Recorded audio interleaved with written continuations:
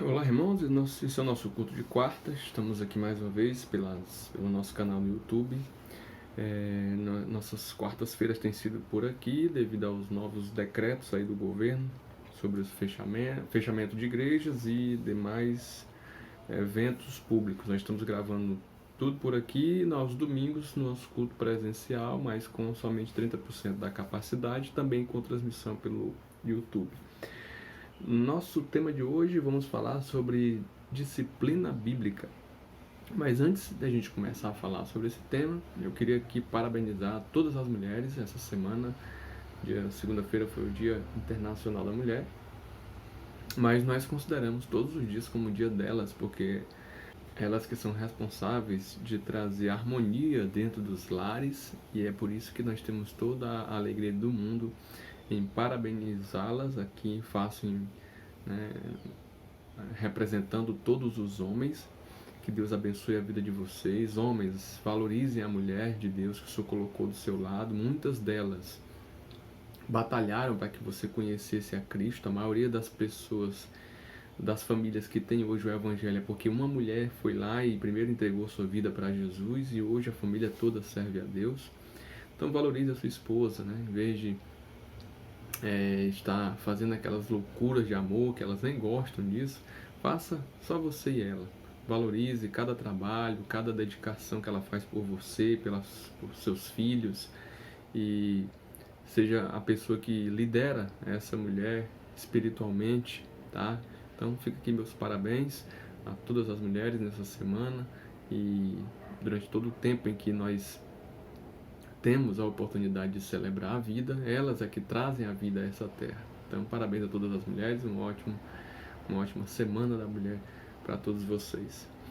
Vamos aqui ao nosso tema de hoje, que está lá no livro de Mateus, capítulo 18, verso 15 ao 18. Nós estamos numa série aos sábados, na verdade é uma série de estudos sobre as marcas de uma igreja saudável. E uma das marcas da igreja saudável é a disciplina eclesiástica e bíblica.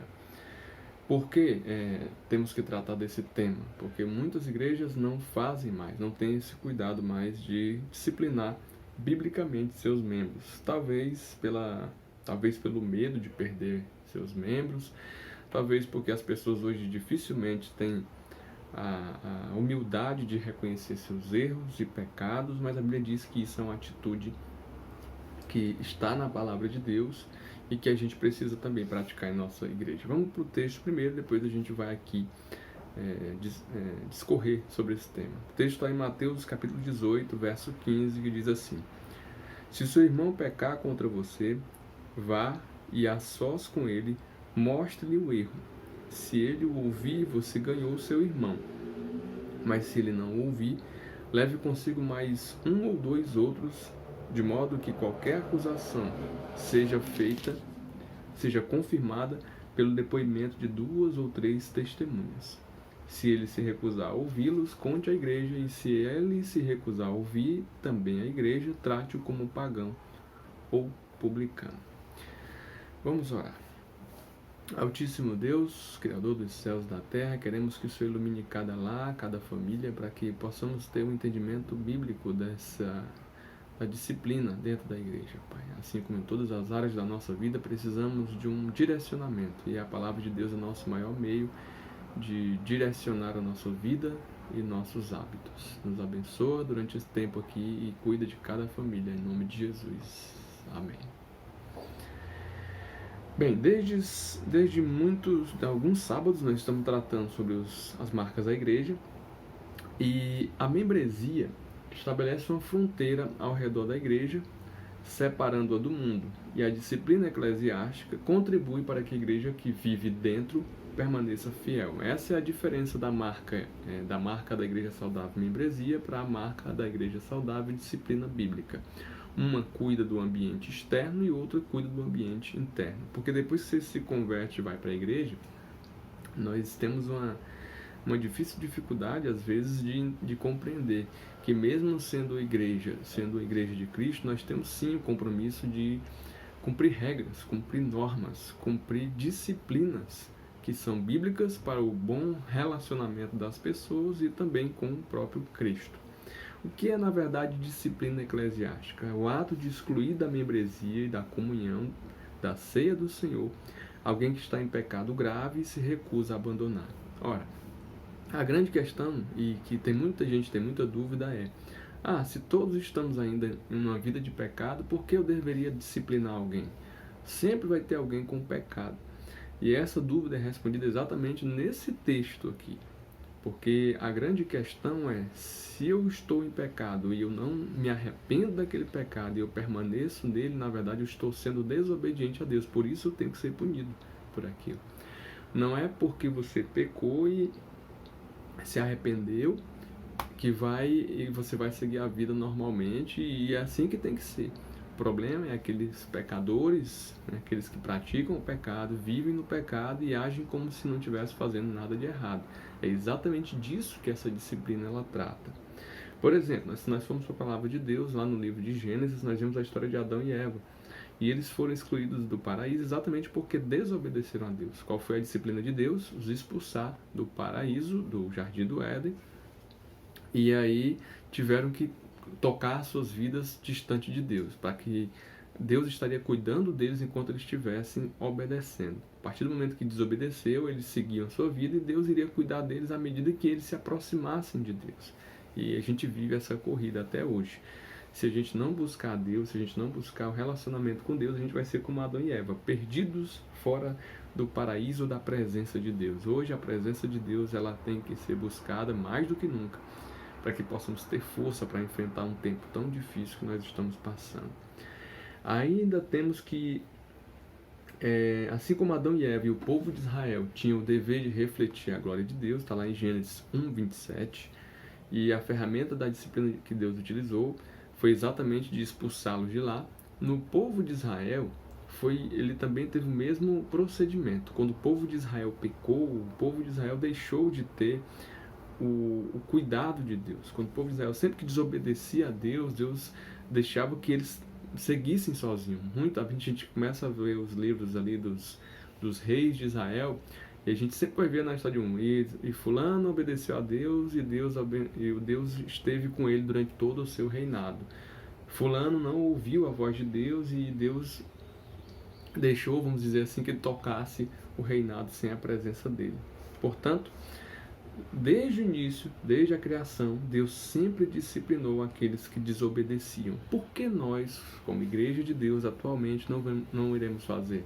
Ora, conforme o texto nos falou aqui, existe o procedimento de tratar isso. E a Bíblia fala de vários casos no Novo Testamento, de pessoas que estavam com um procedimento errado dentro da igreja, e Paulo pediu para que eles fossem excluídos do rol de membros, exatamente porque não reconheciam o pecado, não reconheciam os seus erros. Aí o texto que a gente leu, que é o texto de Mateus, ele diz que existe todo esse procedimento para que haja disciplina. Mas enquanto há a exclusão, qual a diferença de eu estar julgando meu irmão pelo erro que ele cometeu e de a igreja chegar e começar um processo de disciplina com ele? Exatamente esse é o ponto que nós temos que entender e compreender aqui, meu irmão. Quando a gente começa a ver que existe algum irmão que está em pecado e nós simplesmente ficamos conversando com outras pessoas, criticando, isso é julgamento. Mas quando isso é levado da forma bíblica para o líder dele, para o pastor dele, então nós temos condições de praticar o que a Bíblia nos ensina aqui. Nenhum irmão tem o dever de julgar e de condenar, como a gente vê até nas redes sociais, com essa tal de cultura do cancelamento. Cancelar ou excluir algum membro. Tem algumas situações em que o pastor é informado: o fulano saiu da igreja porque os irmãos estavam criticando o pecado dele, sem ter tido nenhum contato com o pastor, sem ter tido nenhum contato com o seu líder. Ele simplesmente abandonou porque alguém soube do seu pecado, e aí ele não foi tratar com ninguém e foi embora. O correto, meu irmão, é exatamente fazer como diz a Bíblia. Se alguém pecar, no verso 15, se o seu irmão pecar, vá a sós com ele, mostre o seu erro. Se ele o ouvir, você ganhou o seu irmão. Ora, você falou a primeira vez, ele não resolveu, não adianta você chegar para outros irmãos e dizer: já conversei com ele, não tem jeito. Chegue para o seu pastor, chegue para o líder espiritual dele e tente o segundo ponto, que é o que está no verso 16. Mas se ele não ouvir você, leve consigo outros 2. Isso é importante ser feito, gente, sempre por um líder espiritual daquela pessoa, líder de ministério, pastor de jovens. Não é bom que isso seja feito sem que o pastor, o líder dele, tenha consentimento desse processo de disciplina que está acontecendo. Porque exatamente precisa que algum líder acompanhe esse processo para ver se ele está seguindo todos os trâmites bíblicos, né? Não é os trâmites dele, mas os trâmites bíblicos. Então, assim como o Estado tem o dever de punir aqueles que são indisciplinados, por exemplo, existem leis de trânsito, existem leis trabalhistas, existem leis de convívio social. Por exemplo, agora nós estamos vivendo um tempo de pandemia, então as leis elas estão ainda mais severas com aquele que não usa a máscara, com aquele que não obedece as recomendações e até decretos, porque existem os decretos que são feitos para que sejam cumpridos, e nós, como Igreja de Deus, temos cumprido esses decretos e criados protocolos sanitários para cuidar dos nossos irmãos. Então, assim como o Estado tem o dever e ele disciplina, se você passou o sinal vermelho, você vai receber uma multa, se você desobedeceu o limite de velocidade, você vai receber uma multa. Estou falando a questão do trânsito aqui porque eu acredito que seja o que mais a gente é punido nos dias atuais, né? Então a Bíblia ela deixa bem claro que o processo de disciplina ele é um processo que acompanhou desde o início, desde a trajetória de Deus, quando ele trouxe o homem para essa terra. Quando o homem pecou, Deus sempre o disciplinou, e isso é uma recorrência que a igreja tem que tomar isso como uma marca. Porque se essa marca não for obedecida, a igreja vai virar uma bagunça. Todo mundo vai fazer o que acha que dá na cabeça, que acha que está certo. E, meu irmão, no pastor e nenhuma igreja tem a palavra final. Só quem tem a palavra final para tudo é a Bíblia. E se a Bíblia diz que pecado é isso, aquilo e aquilo outro, meu irmão, e se você está fazendo aquilo contra a palavra de Deus, não há o que discutir. Você vai ter que ser disciplinado, você vai ter que ser tratado conforme esse texto e outros que falam da disciplina, e você vai ter que aceitar. Ora, para aquele que é um cristão, que ele é nascido de novo, eu tenho certeza que para um pecador nascido de novo, que é orientado pelo Espírito Santo, ele vai reconhecer esse pecado, porque ele sabe que Cristo um dia vai ser juiz. E se ele não reconhece esses pequenos erros e pecados que ele comete aqui, enquanto ser humano, enquanto irmão em Cristo, porque nós falhamos, nós erramos, se ele não tem a humildade de reconhecer esses pequenos pecados, ora, como ele reconheceu o tamanho do pecado dele, que Cristo salvou naquela cruz e deu a oportunidade para que ele morasse lá no céu. Então temos o dever, como servo de Deus, como igreja de Deus, de ter uma disciplina bíblica que honre a palavra de Deus e que respeite o princípio bíblico para a família, para a comunhão, para a socialização e para o bem comum da comunidade de Cristo aqui nessa terra. O autor do livro, ele fala de 5 razões para praticarmos a disciplina. Número 1, assim como para um filho, por exemplo, né? Se você cria o seu filho sem nenhum tipo de disciplina, ele nunca é punido por nada, mesmo quando ele erra. E ele cresce com essa mentalidade de que não importa o que ele faça, ele nunca vai ser punido. Ele vai ter problemas no meio da sociedade, problemas até judiciais, né? Então vai ter problemas na sua profissão, se ele não obedecer líderes, se ele não tiver respeito pelos mais velhos, então ele vai ter muitos problemas. Então por isso é importante a igreja ter esse processo. Então são 5 razões para praticarmos a disciplina. Primeiro, pelo bem do indivíduo disciplinado. Eu sempre costumo falar, né, quando eu era mais jovem, eu fui disciplinado ainda na forma ferrenha, não sei se hoje os pais fazem isso, mas eu tinha um avô que tinha uma disciplina, uma vara da justiça, que ele não abria mão de usá-la, e ele usou umas 3 vezes que ficaram marcadas.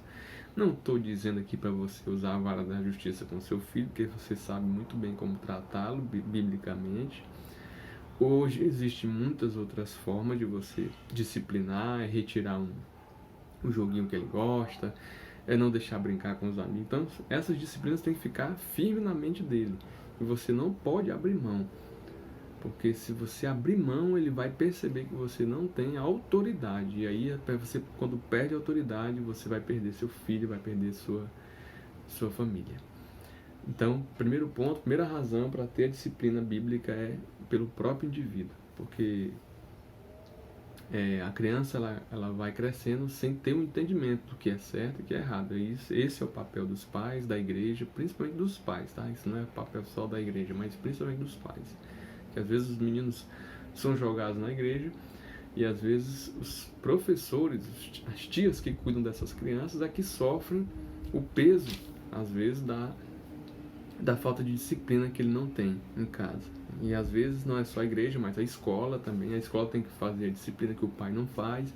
E às vezes a escola e as tias da igreja são até são criticadas por não deixarem seus filhos fazer isso ou aquilo. Criança, gente, ela tem que ter a disciplina. E crentes em Jesus que estão pecando, que estão errando, também tem que ser disciplinados, porque, como a gente está vendo aqui, é bíblico. Segundo, pelos outros cristãos que quando veem o perigo do pecado.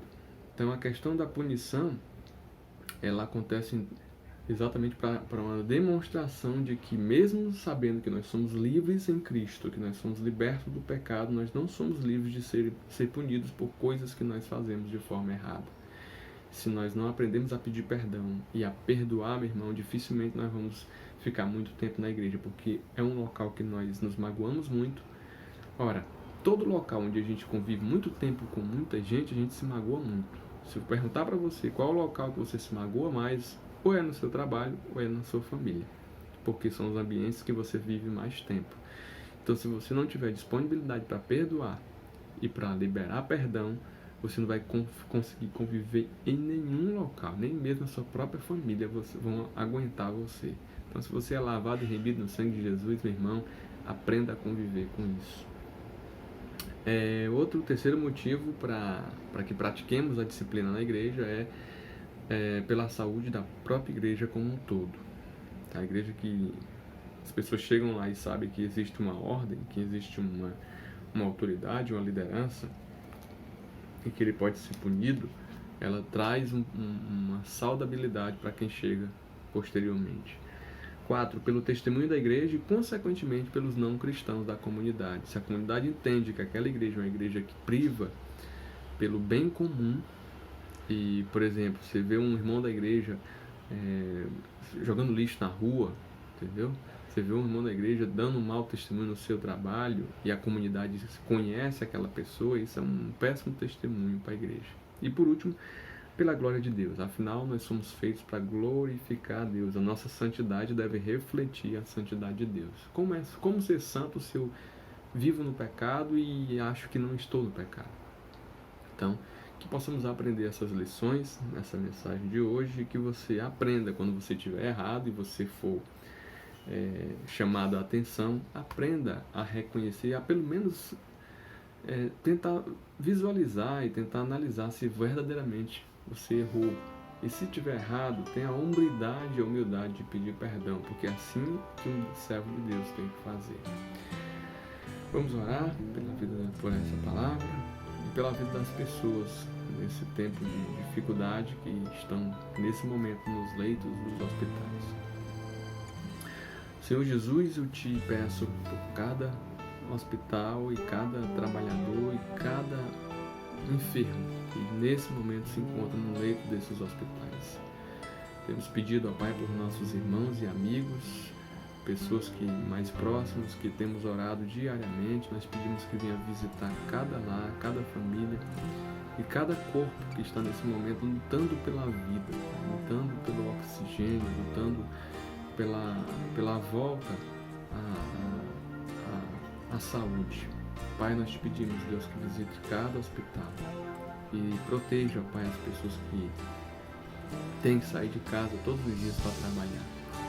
Pai, que o Teu Espírito Santo dê sabedoria aos nossos líderes, Senhor, para que possam tomar as melhores decisões. Sabemos que são decisões que não são fáceis, e tenho certeza que cada um de nós não queria estar hoje na pele dessas lideranças que têm que tomar decisões tão difíceis. mas nós te pedimos por nossos líderes, para que possam, Senhor Deus, te buscar, pois nós já estamos fazendo isso, o teu povo já está buscando a Deus, mas sabemos que se os nossos líderes também não clamarem a Deus, eles ficarão como estão até hoje, sem saber o que fazer.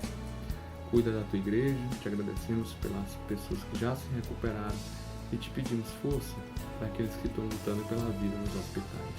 Em nome de Jesus. Amém. Uma ótima quarta-feira a todos, meu irmão. Sábado nós temos nossa escola de vida pela plataforma Meet. Se você quiser participar da escola de vida, é só clicar no link lá no grupo da igreja. Se quiser mandar para alguém participar também, pode mandar, não tem problema, tá? E meu irmão, se a gente não tem como ir à igreja, vamos tirar um pouco do nosso tempo para aprender a palavra de Deus por aqui, pelas plataformas, tá bom?